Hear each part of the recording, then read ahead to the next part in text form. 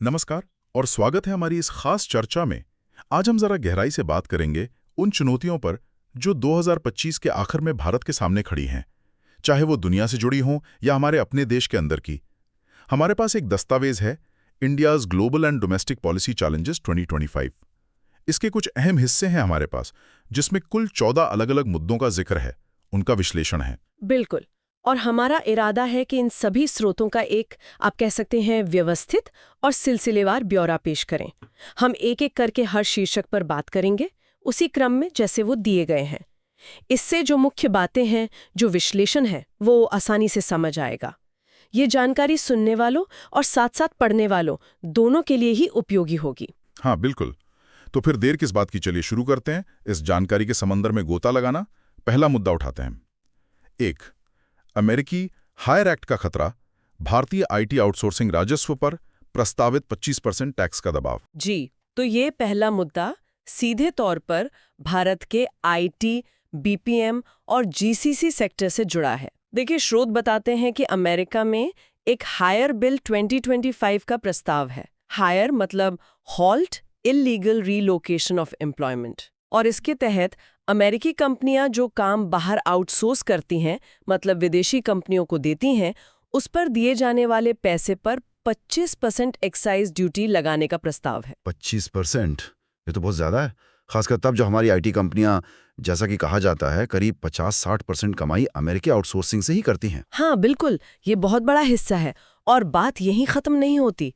स्रोत ये भी बताते हैं कि ये बिल अमेरिकी कंपनियों के लिए इन पेमेंट्स पर मिलने वाली टैक्स कटौती को भी खत्म कर देगा। अच्छा, टैक्स कटौती भी खत्म? जी हाँ, तो मतलब आउटसोर्सिंग और भी महंगी हो जाएगी उनके लिए। अब इसका असर भारत के करीब $260 बिलियन के आईटी सेक्टर पर पड़ सकता है, और वो भी काफी गहरा।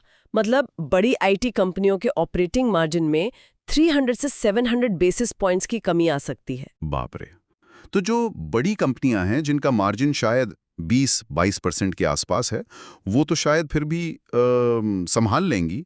लेकिन जो छोटी या मझोली फर्म्स हैं, जिनका मार्जिन 12-15% ही है, उनके लिए तो ये बहुत मुश्किल हो जाएगा। आपने बिल्कुल सही समझा। स्रोत इसी चिंता को सामने रखते हैं, और सबसे बड़ी चिंता जो है वो नौकरियों की है।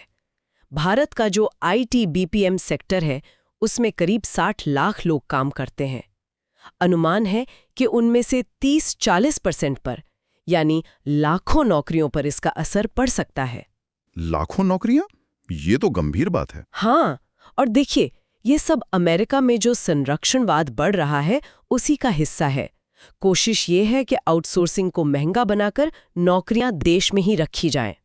खैर, स्रोत भारत के लिए कुछ रास्ते भी सुझाते हैं। जैसे कि?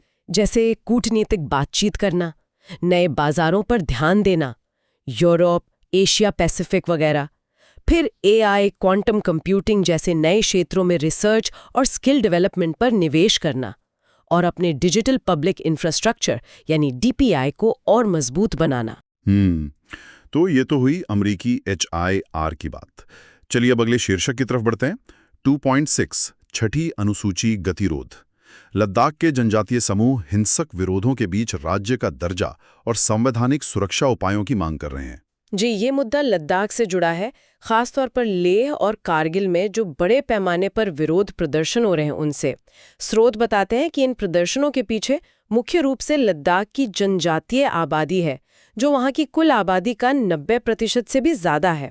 इनकी दो मुख्य मांगे हैं। पहली, लद्दाख को पूरा राज्य का दर्जा मिले, और दूसरी, उनकी जमीन, उनके संसाधन, नौकरियां और जो उनके अनोखी संस्कृति है, उसे बचाने के लिए उन्हें संविधान की छठी अनुसूची में शामिल किया जाए। छठी अनुसूची, ये क्या है? स्रोत इसके बारे में क्या जानकारी देते हैं? इसका क्या महत्व है इन लोगों के लिए? स्रोत के अनुसार संविधान का अनुच्छेद 244 है, जो छठी अनुसूची का प्रावधान करता है। ये मुख्य रूप से हमारे पूर्वोत्तर के 4 राज्य असम, मेघालय, त्रिपुरा और मिजोरम के जनजातीय इलाकों में ऑटोनॉमस डिस्ट्रिक्ट काउंसिल यानी स्वायत्त जिला परिषद बनाने की इजाज़त देता है, ताकि वो लोग अपनी संस्कृति और स्वायत्तता की रक्षा खुद कर सकें। अब लद्दाख के लोगों को डर है कि 2019 में जब अनुच्छेद 370 हटा और लद्दाख को बिना विधानसभा वाला केंद्र शासित प्रदेश बनाया गया, तो उसके बाद बाहरी लोग उनकी जमीन और संसाधनों पर कब्जा कर सकते हैं, उनकी पहचान खत्म हो सकती है। अच्छा, तो 2019 के बदलाव के बाद ये चिंताएं ज्यादा बढ़ गई हैं। और ये जो विरोध प्रदर्शन हो रहे हैं, उनकी क्या स्थिति है अभी? स्रोत 26 सितंबर 2025 को लेह में हुए एक हिंसक विरोध का जिक्र करते हैं, जिसमें दुर्भाग्य से एक व्यक्ति की मौत हुई और 150 से ज्यादा लोग घायल हुए। लेह एपेक्स बॉडी, एलएबी और कारगिल डेमोक्रेटिक अलायंस (केडीए) जैसे समूह इन मांगों को लेकर लगातार आवाज उठा रहे हैं। वो ये भी चाहते हैं कि जो मौजूदा लद्दाख ऑटोनोमस हिल डेवलपमेंट काउंसिल्स हैं, LAHDCs हैं, उन्हें और मजबूत किया जाए। और सरकार का क्या रुख है इस सब पर? क्या वो इनकी मांगें मानने को तैयार है? लेकिन प्रदर्शनकारी समूहों ने उन्हें नाकाफी बताकर ठुकरा दिया है। तो स्रोत के मुताबिक आगे का रास्ता यही है कि विश्वास बहाली के लिए कदम उठाए जाए, LHDSs को ज़्यादा स्वायत्तता दी जाए, ज़मीन बिक्री पर रोक जैसे उपायों से उनकी जनसांख्यिकी चिंताओं को दूर किया जाए, एक टिकाऊ विकास का मॉडल अपनाया जाए और एक विशेषज्ञ समिति बनाकर लंबे समय का कोई संवैधानिक हल निकाला जाए। लद्दाख की स्थिति वाकई नाजुक और महत्वपूर्ण है। चलिए अब जरा पर्यावरण और जैव विविधता की तरफ चलते हैं। एक अलग तरह का मुद्दा है। 3.5 से परे ऐतिहासिक जैव विविधता सर्वेक्षण ने काजीरंगा की महत्वपूर्ण कीट और मकड़ी संपदा का खुलासा किया। स्रोत एक नए सर्वे की बात करते हैं जो पार्क की अनदेखी जैव विविधता पर रोशनी डालता है, यानी कीड़े मकोड़े और मकड़ियाँ। अरे वाह, ये तो काफी दिलचस्प है। इन छोटे जीवों पर तो अक्सर ध्यान ही नहीं जाता। क्या खास मिला इस सर्वे में? स्रोत बताते हैं कि सिर्फ एक वेटलैंड यानी एक नम भूमि वाले इलाके में ही कीड़ों और मकड़ियों की 283 प्रजातियां दर्ज की गई।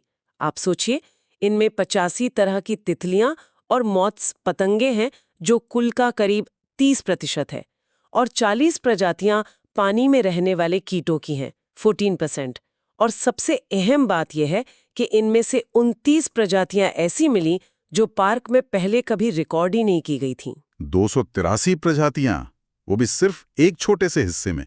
तो स्रोत इनके महत्व के बारे में क्या कहते हैं? क्यों जरूरी हैं ये छोटे जीव? स्रोत इस बात पर बहुत जोर देते हैं कि ये छोटे जीव जैसे कि परागण करने वाले यानी पॉलिनेटर्स, मिट्टी में हवा का संचार करने वाले और कीड़ों को खाकर उनकी संख्या नियंत्रित करने वाले, ये सब काजीरंगा के पूरे इकोसिस्टम के लिए उतने ही जरूरी हैं जितने कि गैंडे और बाघ जैसे बड़े जानवर। असल में ये तो फूड वेब यानी खाद्य जाल की बुनियाद है, और इनका संरक्षण आज इसलिए और भी ज्यादा जरूरी हो गया है क्योंकि दुनिया भर में करीब 40% कीट प्रजातियां कम हो रही हैं। वजह, उनके रहने की जगह खत्म हो रही है, जलवायु बदल रही है, जंगल कट रहे हैं। तो स्रोत का इशारा साफ है कि हमें सिर्फ फ्लैगशिप प्रजातियों पर ही नहीं बल्कि पूरे इकोसिस्टम के कामकाज और इन छोटे अनदेखे जीवों पर भी ध्यान देना होगा। ये वाकई एक बहुत जरूरी बात है। संरक्षण का मतलब सिर्फ बड़े और दिखने वाले जानवरों को बचाना नहीं है। अच्छा, अब एक और चिंताजनक पर्यावरणीय मुद्दे पर आते हैं। ये भी पानी से जुड़ा है। 4, सिंधु डॉल्फिन खतरे में। फंसी हुई डॉल्फिन में माइक्रोप्लास्टिक पाए गए जो नदी के गंभीर प्रदूषण की चेतावनी देते हैं। हाँ, ये रिपोर्ट सिंधु नदी डॉल्फिन पर हुए एक अध्ययन के नतीजों पर आधारित है और ये नतीजे वाकई बहुत परेशान करने वाले हैं। स्रोत बताते हैं कि शोधकर्ताओं ने 5 फंसी हुई मतलब किनारे पर आ लगी सिंधु नदी डॉल्फिन की जांच की। ये डॉल्फिन वैसे भी लुप्तप्राय प्रजाति है, इन्हें अंधी डॉल्फिन भी कहते हैं। तो जांच में उनके पेट और आंतों में काफी मात्रा में माइक्रोप्लास्टिक मिले। माइक्रोप्लास्टिक मतलब प्लास्टिक के बहुत ही छोटे छोटे कण। ये डॉल्फिन के अंदर तक कैसे पहुंच गए? क्या ये पानी से? स्रोत 2 मुख्य रास्ते बताते हैं। एक तो सीधे पानी पीने से और दूसरा ऐसा शिकार खाने से जैसे मछली वगैरह जिनमें पहले से ही माइक्रोप्लास्टिक मौजूद हो। इसे बायोमैग्निफिकेशन कहते हैं, जब फूड चेन में ऊपर जाने पर प्रदूषकों की मात्रा बढ़ती जाती है। ज्यादातर जो माइक्रोप्लास्टिक मिले वो कपड़ों के रेशे थे और पैकेजिंग में इस्तेमाल होने वाला PET प्लास्टिक। ये खास तौर पर उनकी छोटी आंत में जमा पाए गए। ये तो बहुत ही खतरनाक है। स्रोत ये बताते हैं कि इसका क्या मतलब है? मतलब डॉल्फिन में प्लास्टिक मिलने का क्या संकेत है? स्रोत के अनुसार सिंधु नदी डॉल्फिन को इस नदी के स्वास्थ्य का एक महत्वपूर्ण बैरोमीटर माना जाता है। उनमें माइक्रोप्लास्टिक का मिलना एक तरह से इस बात का बड़ा संकेत है कि पूरी नदी और उसकी फूड चेन खतरनाक हद तक प्रदूषित हो चुकी है। ये सिर्फ डॉल्फिन के लिए खतरा नहीं है, ये पूरे इकोसिस्टम और इंसानों के लिए भी एक बड़ी चेतावनी है। स्रोत आगे की राह के तौर पर कुछ चीजें सुझाते हैं, जैसे प्लास्टिक के स्रोत पर ही नियंत्रण करना, खासकर पीईटी और कपड़ा उद्योग में, गंदे पानी के ट्रीटमेंट को बेहतर बनाना, बायो मॉनिटरिंग करना, यानी जीवों के जरिए प्रदूषण पर नजर रखना। और क्योंकि सिंधु नदी भारत और पाकिस्तान दोनों से बहती है, तो सीमा पार सहयोग की जरूरत पर भी जोर दिया गया है। पर्यावरण से जुड़ी ये दोनों खबरें वाकई सोचने पर मजबूर करती हैं। चलिए अब थोड़ा विकास और इंफ्रास्ट्रक्चर की तरफ बढ़ते हैं। बुलेट ट्रेन की बात करते हैं। 5. भारत का हाई स्पीड भविष्य। सूरत बिलीमोरा बुलेट ट्रेन सेक्शन 2027 तक पूरा होने की राह पर। जी, ये शीर्षक भारत की पहली हाई स्पीड रेल परियोजना से जुड़ा है, Mumbai Ahmedabad high speed rail, जिसे MHSR कॉरिडोर भी कहते हैं। स्रोत में रेल मंत्री अश्विनी वैष्णव की एक घोषणा का जिक्र है। उन्होंने कहा है कि गुजरात में सूरत और बिलीमोरा के बीच का पहला 50 किलोमीटर का जो हिस्सा है, वो जून 2027 तक पूरा होकर चालू हो जाएगा। अच्छा, तो मतलब बुलेट ट्रेन का पहला टुकड़ा जल्दी हकीकत बनने वाला है। और ये जो पूरा कॉरिडोर है मुंबई से अहमदाबाद तक, उसका क्या लक्ष्य रखा गया है? स्रोत बताते हैं कि पूरा 508 किलोमीटर लंबा कॉरिडोर 2029 तक चालू होने की उम्मीद है, और इसमें काफी आधुनिक तकनीक का इस्तेमाल हो रहा है, जैसे तेज हवा और भूकंप से बचाव के लिए खास सुरक्षा इंतजाम। 320 किलोमीटर प्रति घंटे की रफ्तार को संभालने के लिए विशेष तरह के कंपन रोकने वाले तंत्र और केबल सिस्टम लगाए जा रहे हैं। स्रोत में यह भी लिखा है कि मंत्री ने इसकी तुलना जापान की शिनकानसेन से की है। ये गेम चेंजर वाली बात क्या है? आर्थिक असर के बारे में क्या कहा गया है? हाँ, स्रोत मंत्री के हवाले से बताते हैं कि जैसे जापान में शिनकानसेन ने शहरों की तस्वीर बदल दी, वैसे ही ये बुलेट ट्रेन भी इस रूट पर पड़ने वाले सभी बड़े शहरों के लिए आर्थिक रूप से एक गेम चेंजर साबित होगी। मतलब ये शहरों को आपस में जोड़ेगी और व्यापार और विकास को गति देगी। और भविष्य में 3 और हाई स्पीड रेल कॉरिडोर बनाने की भी योजना है, उत्तर में, पूर्व में और दक्षिण पश्चिम में, जो मुंबई अहमदाबाद लाइन है। स्रोत आगे के लिए कुछ सुझाव भी देते हैं, जैसे जमीन अधिग्रहण में तेजी लाना, देश में ही इसके पुर्जे बनाने पर जोर देना, नए कॉरिडोर के लिए ठीक से अध्ययन करना और इसके लिए जरूरी स्किल्ड लोग तैयार करना। हाई स्पीड रेल निश्चित रूप से भारत के इंफ्रास्ट्रक्चर के नक्शे को बदल सकती है। चलिए अब फिर से अंतर्राष्ट्रीय नीतियों पर लौटते हैं। अमेरिका से जुड़ी एक और अहम खबर है। 6 ट्रंप का वीजा फेरबदल। नया H-1B निर्देश दुरुपयोग को लक्षित करता है और उच्च कुशल, उच्च वेतन वाले श्रमिकों का पक्ष लेता है। हाँ जी, ये मुद्दा H-1B वीजा प्रोग्राम से जुड़ा है। ये वीजा उच्च कुशल विदेशी पेशेवरों के लिए बहुत जरूरी है, खासकर हमारे भारतीय IT प्रोफेशनल्स के लिए। स्रोत बताते हैं कि अमेरिकी राष्ट्रपति डोनाल्ड ट्रंप ने एक नया निर्देश जारी किया है। इसका घोषित मकसद है H-1B वीजा के कथित दुरुपयोग को रोकना। व्हाइट हाउस का ये कहना है कि इस दुरुपयोग की वजह से अमेरिकी कामगारों को नुकसान होता है और राष्ट्रीय सुरक्षा भी कमजोर होती है। तो इस नए निर्देश में क्या खास बदलाव किए गए हैं? स्रोत क्या बताते हैं इसके बारे में? स्रोत के अनुसार ये निर्देश 19 सितंबर 2025 से लागू हुआ है। इसके तहत नए H-1B एप्लीकेशंस और रिन्यूअल्स की प्रोसेसिंग को 60 दिन से 6 महीने के लिए रोक दिया गया है। अब ज्यादा जोर ऊंची तनख्वाह और उच्च कौशल वाले लोगों पर होगा। मतलब सिर्फ सबसे अच्छे और सबसे प्रतिभाशाली लोगों को ही प्राथमिकता दी जाएगी। साथ ही कंपनियों को अब और ज्यादा सबूत देने होंगे कि वो किसी अमेरिकी कामगार को हटाकर किसी विदेशी को नौकरी नहीं दे रहे हैं। इसका भारतीय IT इंडस्ट्री पर क्या असर पड़ेगा, खासकर वो जो कॉस्ट आर्बिट्रेज पर चलती है, मतलब कम लागत का फायदा उठाने वाले मॉडल पर? स्रोत बताते हैं कि सीधे सीधे उस मॉडल को कमजोर करेगा। कंपनियों को अब शायद काफी ज्यादा तनख्वाह देनी पड़ेगी। इससे जो हमारे स्टेम ग्रेजुएट्स हैं, साइंस, टेक्नोलॉजी, इंजीनियरिंग, मैथ्स वाले, उनके लिए भी एक अनिश्चितता का माहौल बनेगा। स्रोत भारत के लिए कुछ रास्ते सुझाते हैं। कूटनीतिक स्तर पर बात करना, अपने देश में ही रिसर्च और डेवलपमेंट को बढ़ावा देना, अपने स्किल्ड लोगों को दूसरे देशों में भेजने के और मौके तलाशना, और सिर्फ लागत कम रखने के बजाय इनोवेशन यानी नई खोजों पर ध्यान देकर वैल्यू चेन में ऊपर जाना। बिल्कुल, अमेरिका की नीतियों का असर तो साफ दिख रहा है। चलिए अब वैश्विक मंच की बात करते हैं, संयुक्त राष्ट्र की। 7 भारत का बदलाव का आह्वान। जयशंकर ने गतिरोध के कारण संयुक्त राष्ट्र की विश्वसनीयता में कमी का हवाला देते हुए यूएनएससी विस्तार की मांग की। जी, ये मुद्दा भारत के विदेश मंत्री एस जयशंकर के संयुक्त राष्ट्र महासभा यानी यूएनजीए के 80वें सत्र में दिए गए भाषण से जुड़ा है। स्रोत बताते हैं कि उनके भाषण का जो मुख्य बिंदु था वो था संयुक्त राष्ट्र प्रणाली में, खासकर सुरक्षा परिषद यानी यूएनएससी में तुरंत सुधार की जरूरत। उन्होंने मौजूदा हालत को गतिरोध यानी ग्रिडलॉक बताया। गतिरोध, स्रोत इस बारे में क्या विस्तार से बताते हैं और भारत की मुख्य मांग क्या रही इस भाषण में? स्रोत के अनुसार जयशंकर का कहना था कि सुधारों की कमी और इस गतिरोध की वजह से संयुक्त राष्ट्र की विश्वसनीयता कम हो रही है। दुनिया में जो आज की चुनौतियां हैं, जैसे पश्चिमी एशिया में झगड़े, व्यापार में टैरिफ को लेकर अनिश्चितता या फिर सतत विकास लक्ष्यों यानी एसडीजीज की धीमी रफ्तार, इनसे निपटने में संयुक्त राष्ट्र उतना असरदार नहीं रह गया है। इसलिए भारत ने साफ तौर पर मांग की कि यूएनएससी में स्थायी और गैर स्थायी दोनों तरह की सदस्यता बढ़ाई जाए। और आतंकवाद के मुद्दे पे भी उन्होंने कुछ कहा था? हाँ, स्रोत बताते हैं कि उन्होंने पाकिस्तान का नाम तो नहीं लिया, लेकिन इशारा किया कि कुछ देश, जाहिर तौर पर चीन का संदर्भ था, संयुक्त राष्ट्र द्वारा आतंकवादी घोषित किए गए लोगों को बचाने की कोशिश कर रहे हैं। उन्होंने जोर दिया कि आतंकवाद के पूरे इकोसिस्टम के खिलाफ दुनिया को मिलकर काम करने की जरूरत है।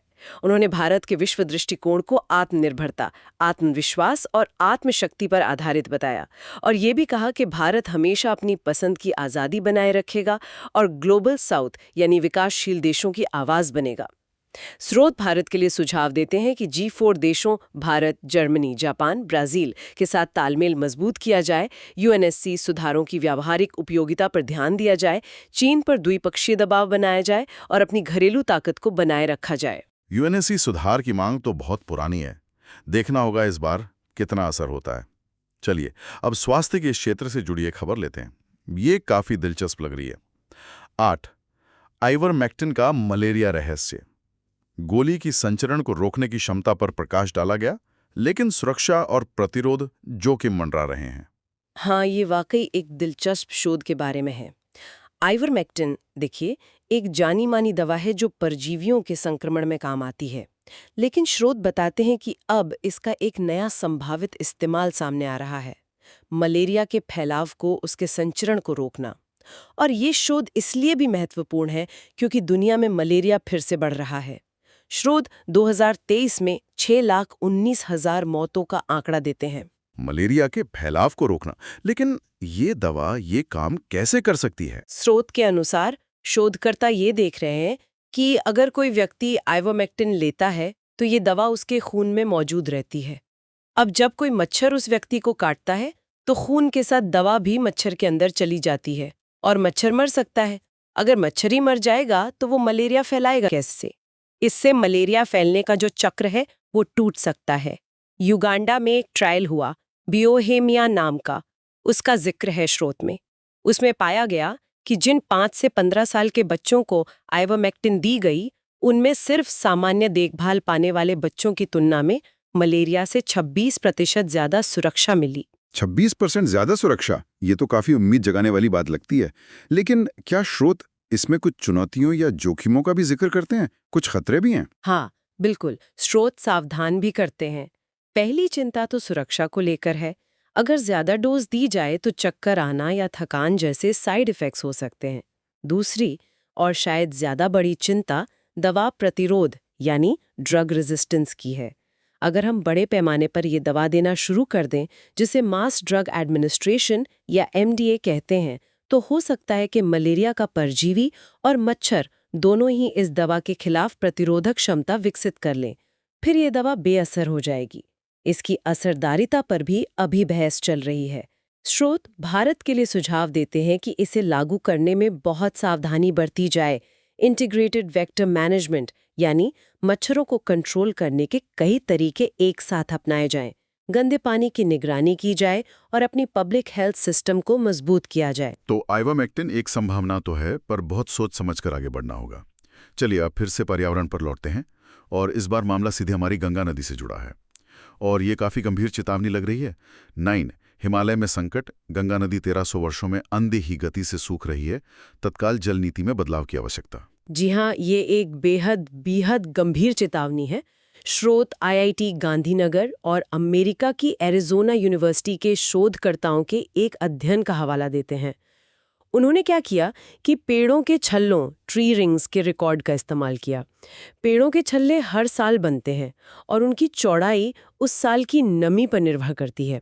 तो इनके जरिए उन्होंने पिछले कई 100 सालों में गंगा नदी के प्रवाह का एक तरह से पुनर्निर्माण किया और नतीजा बहुत चौंकाने वाला है। गंगा नदी इस समय पिछले 1300 सालों में जिस तेजी से सूख रही है, वैसी तेजी पहले कभी नहीं देखी गई। 1300 सालों में सबसे तेज गति से, ये तो वाकई बहुत चिंताजनक है। स्रोत इसके कारण क्या बताते हैं? ये क्यों हो रहा है? दूसरा, हम इंसानों की गतिविधियां, जैसे जमीन के इस्तेमाल में बदलाव, और सबसे बड़ा कारण जरूरत से ज्यादा भूजल निकालना। जब हम जमीन से ज्यादा पानी खींच लेते हैं तो नदी का जो बेस फ्लो है, यानी जमीन से रिसकर नदी में मिलने वाला पानी, वो कम हो जाता है। तीसरा कारण एरोसोल प्रदूषण भी बताया गया है। और इसका नीतिगत स्तर पर क्या मतलब है? मतलब सरकारों को क्या करना चाहिए? देखिए, स्रोत कहते हैं कि ये अध्ययन उन मौजूदा वैश्विक जलवायु मॉडलों पर भी सवाल खड़े करता है, जो अक्सर दक्षिण एशिया में भविष्य में ज्यादा नमी होने की भविष्यवाणी करते हैं। अध्ययन साफ तौर पर चेतावनी देता है कि हमें अपनी जल प्रबंधन नीतियों को तुरंत बदलना होगा। हमें अनुकूलीय जल प्रबंधन यानी अडैप्टिव वाटर मैनेजमेंट अपनाना होगा। इसका मतलब है ऐसी नीतियां बनाना जो बदलती हुई जलवायु और नदी के घटते पानी के हिसाब से खुद को ढाल सके। स्रोत आगे कुछ ठोस कदम भी सुझाते हैं, जैसे भूजल निकालने पर कड़े नियम लगाना, ज्यादा से ज्यादा पेड़ लगाना और वाटरशेड का प्रबंधन करना, गंगा बेसिन अथॉरिटी जैसे अनुकूलीय नीति बनाने वाले ढांचे खड़े करना और पानी बचाने वाली खेती को बढ़ावा देना। गंगा का सूखना सिर्फ एक नदी का सूखना नहीं है, ये करोड़ों लोगों के जीवन और हमारी सभ्यता से जुड़ा सवाल है। बहुत गंभीर मुद्दा है ये।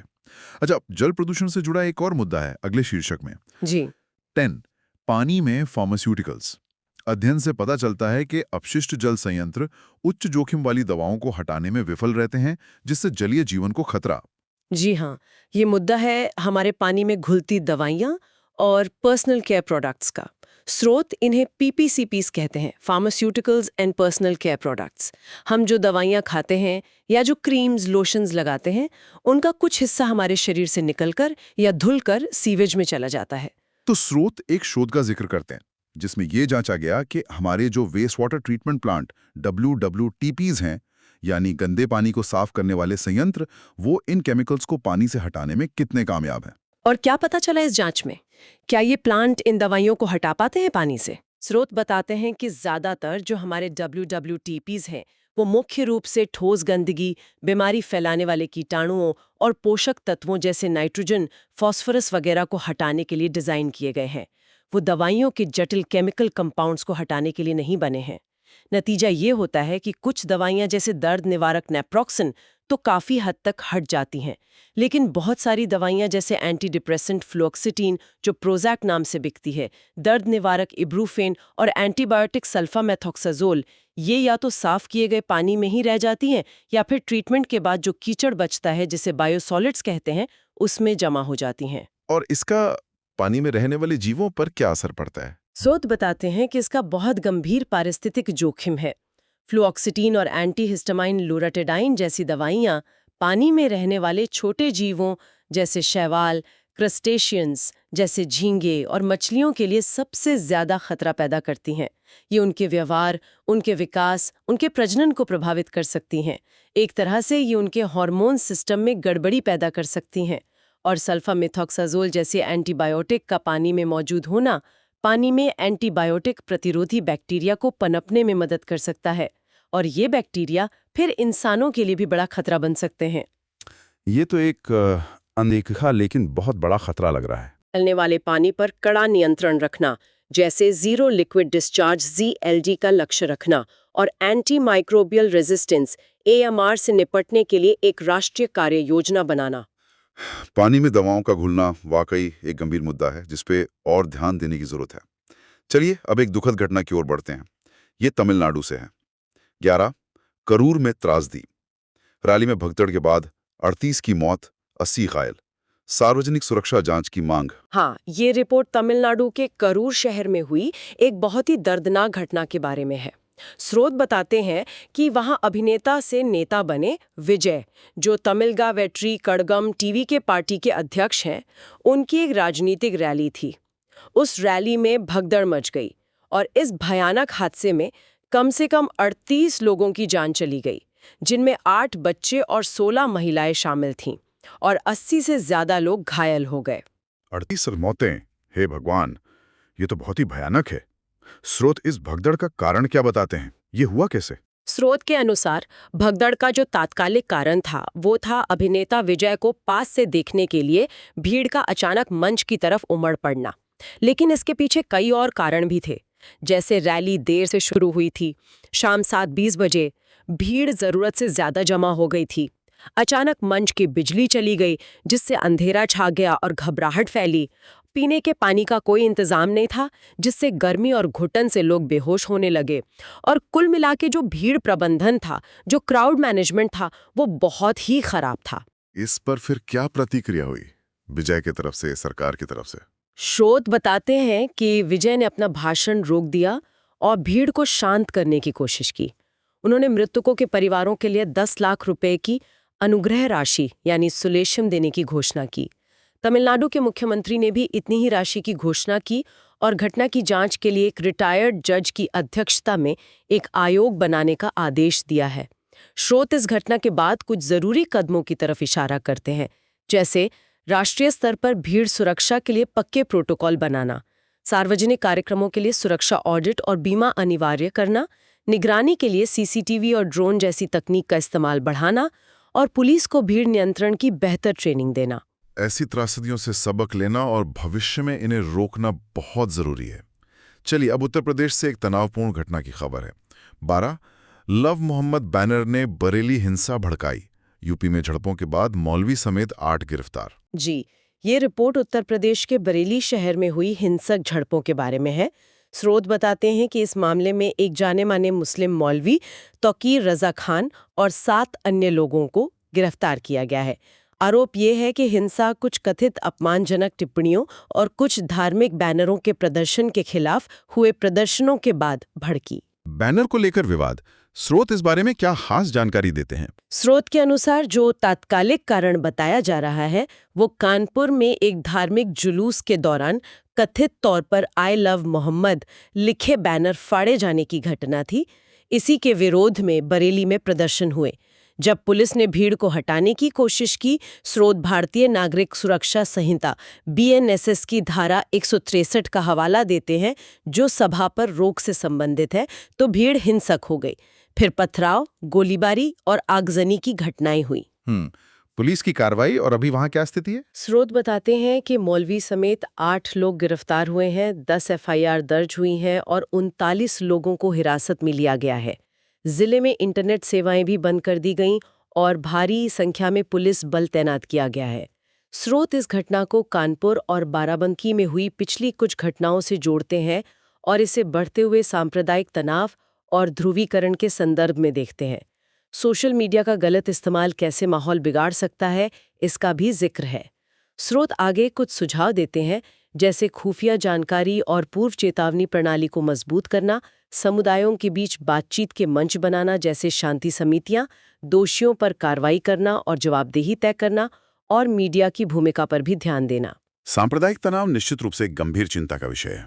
चलिए अब फिर से वैश्विक मंच पर चलते हैं। गाजा के मुद्दे पर कुछ देशों का एक संयुक्त बयान आया है। 13 गाजा पर IB से मोर्चा।